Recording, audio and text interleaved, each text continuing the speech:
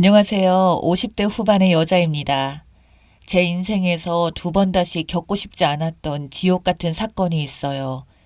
그래도 또 누군가는 저와 같은 피해를 입을까봐 이렇게 용기를 내어 이야기를 해볼까 합니다. 벌써 몇 년 전 이야기네요. 그동안 제 마음속에만 묻어두고 있었던 이야기였습니다. 남편과 저는 부모님의 소개로 선을 봐서 만났습니다. 저도 처녀 시절에는 소설 같은 연애 결혼을 꿈꿨지만 제 나이 또래 사람들 중에 연애를 시작해서 결혼한 사람이 과연 몇이나 될까요? 집안도 비슷했고 인물도 나쁘지 않아서 거의 연애 기간을 뛰어넘고 결혼을 했어요.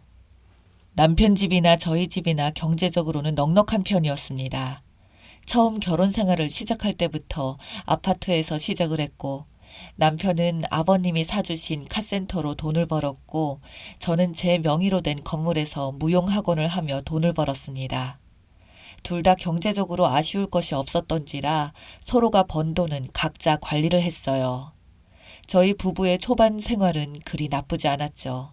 경제적으로 부딪힐 일이 없다 보니 서로 각자의 부모님 생일이나 기념일 등은 부부가 공동으로 찾아가 돈은 각자 내는 걸로 했었어요.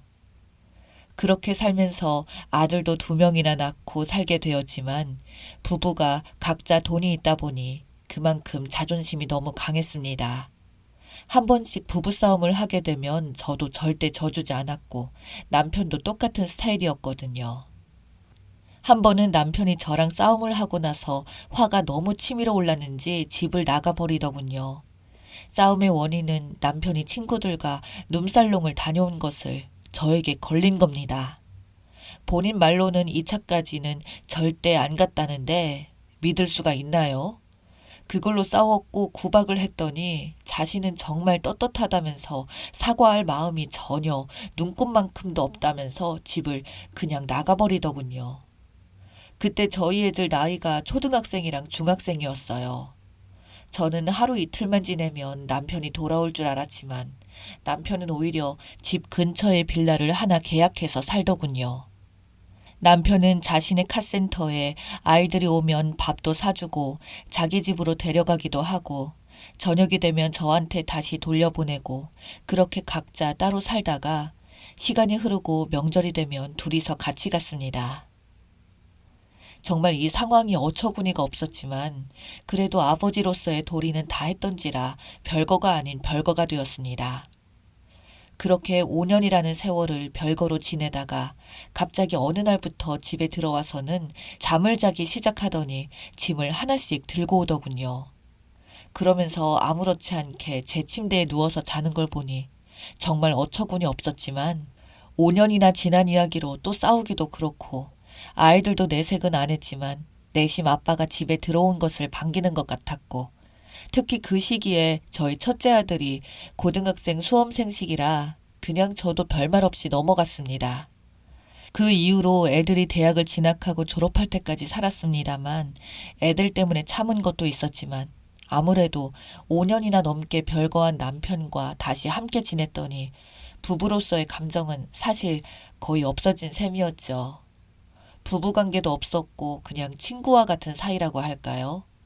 그 이후로 남편이 유흥업소에 가서 혼자 해결을 하든 뭘 하든 신경을 안 썼습니다.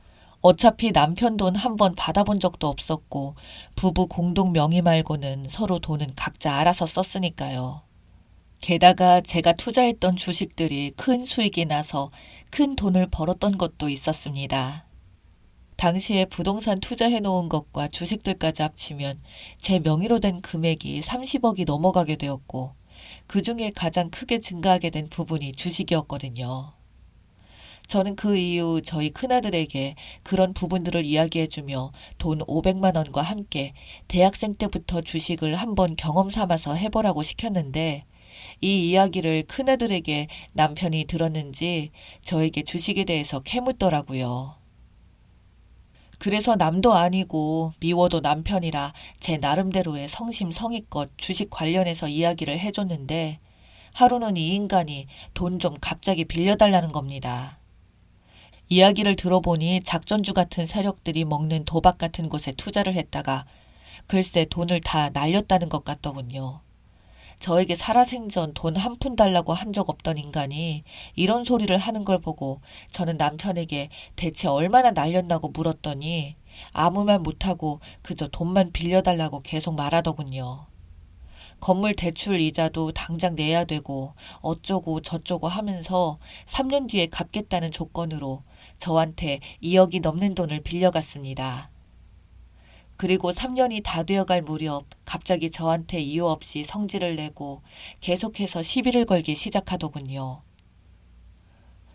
밥을 차려줘도 밥상 반찬이 이게 뭐냐 등등 돈을 벌면 이런 데 써야지. 이러니까 당신을 좋아할 수가 없다는 등 가정교육이 잘못되었다는 등 장모님이 어찌 키웠냐는 등의 이야기를 해서 저도 참다 폭발해서 싸움을 했고 남편은 그걸 빌미로 또 집을 뛰쳐나갔습니다. 지금 와서 생각해봐도 그때 남편이 그 짓거리를 한 이유는 돈을 줄 마음이 없어서였던 것 같네요. 결국 그렇게 집을 나간 남편은 11년이 넘도록 집을 들어오지 않았습니다. 예전 5년 전에 나갔던 때와 마찬가지로 짐을 따로 챙겼는데 지난번과 다른 건 저랑은 서로 얼굴조차 마주치기 싫었는지 이제는 명절 때도 친정에 안 오고 시댁에도 오지 말라며 제 얼굴 꼴도 보기 싫다고 말하더군요. 그리고 남편이 다시 나간 지 4년쯤 지났을 때는 여자도 생겼는지 소문이 들리더라고요. 남편이 바람났다고요. 사실 동네에서 저희 남편이랑 제가 별거 중인 것이 진작 소문이 퍼져서 대부분 알던 사실이었거든요. 그래서 남편에게 연락해서 지금 뭐 하자는 거야? 나랑 장난해? 당신 불륜으로 이혼 소송할 거야 라고 하니 웃기고 있네. 당신과 나는 이미 결혼 파탄난 상태라 이혼해봐야 이혼 사유도 안 되는 거 몰라? 라며 오히려 저에게 큰 소리를 치더군요.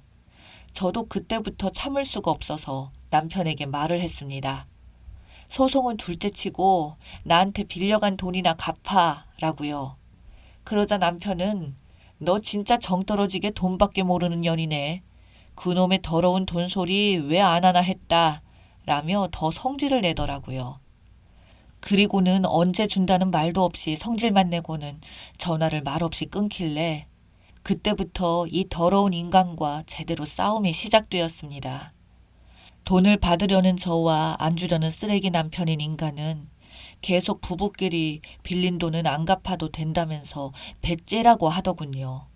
그러면서 시댁에는 제가 정신병이 있는 돈만 밝히는 여자라고 음해하며 자기는 이미 돈을 다 갚았는데 정신병이 있어서 매번 자기만 보면 돈 달라고 한다며 저를 아주 이상한 여자로 주변 사람들에게 소문을 냈습니다. 시댁은 다짜고짜 저에게 전화와서 말하기를 왜 자꾸 네 남편 괴롭히니? 오죽하면 내 아들 멀쩡한 집을 냅두고 뛰쳐나와서 따로 살겠어? 라는 말에 순간 저도 화가 나서 바로 시댁에 달려가 통장 내역을 보여주며 어머님, 저는 남편한테 돈을 받은 적이 전혀 없어요. 그 큰 돈을 받았으면 송금 내역이라도 있어야 하지 않겠어요? 저 인간이 돈 주기 싫어서 거짓말하는 거 안 보이세요? 라고 하니까 자기들은 모르겠다고 합니다. 남편은 옆에서 계속 그 큰 돈을 현금으로 줬다며 제가 세금 문제가 있으니 어쩌고 저쩌고 하면서 진짜 말도 안 되는 소리로 돈을 받아갔다고 해요. 저도 너무 화가 나서 그 다음날부터 작정하고 남편 카센터에 찾아가서 이것저것 써붙이고 장사를 방해하며 돈 내놓으라고 시위를 했습니다. 그걸로 보름가량 싸웠을까요? 제가 으름장을 놨어요. 어차피 네가 내 이미지를 인간이야로 만들어놨으니까 네가 돈 줄 때까지 너 장사 못하게 내가 인간의 끝을 보여주겠어 라고요. 정말 사채업자 마냥 매일매일 지독하게 찾아가니 이 미친 인간이 정신병원에 넣어놓겠다며 사설업체를 데려와서 저를 납치 감금했습니다. 이 미친 인간은 저를 정신병원에 넣기 위해 이미 준비를 다 했더군요. 제가 정신병원에 가게 되면 제 모든 재산은 다 배우자 것이 되니까 빚진 돈도 안 줘도 되고 제 명의로 된 모든 것을 가지려고 했나 봅니다.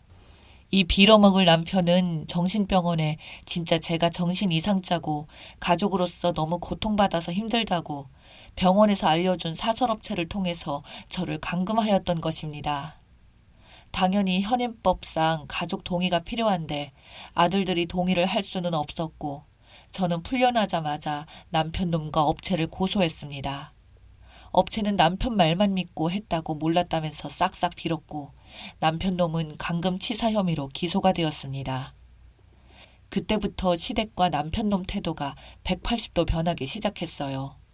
저한테 싹싹 빌면서 그래도 애들 아빠인데 한 번만 봐달라고, 남편도 처음으로 들어간 경찰서가 겁이 났는지 제발 한 번만 부탁한다고, 돈은 지금이라도 당장 주겠다며 시부모를 통해서 2억 빌린 돈을 그때서야 돌려주더군요. 저는 한숨을 내쉬면서 지금 이것만 주는 거냐고, 내 정신적인 피해 보상은 어떡할 거냐고 하니까 남편은 또 시부모를 통해서 1억을 추가해서 저에게 주었고 저는 남편에게 이혼 서류를 가져다 주며 합의했으니 도장 찍으라고 말했습니다. 애들이 이미 다 컸으니 양육권은 없겠지만 네가 한 것도 없으니 우리 공동 명의로 된 아파트랑 재산은 다 전부 내 거라니까 머뭇거리는 표정을 짓다가 그 좁은 감옥에서 썩으라고 협박을 하자 남편은 마지못해 승낙을 하였습니다.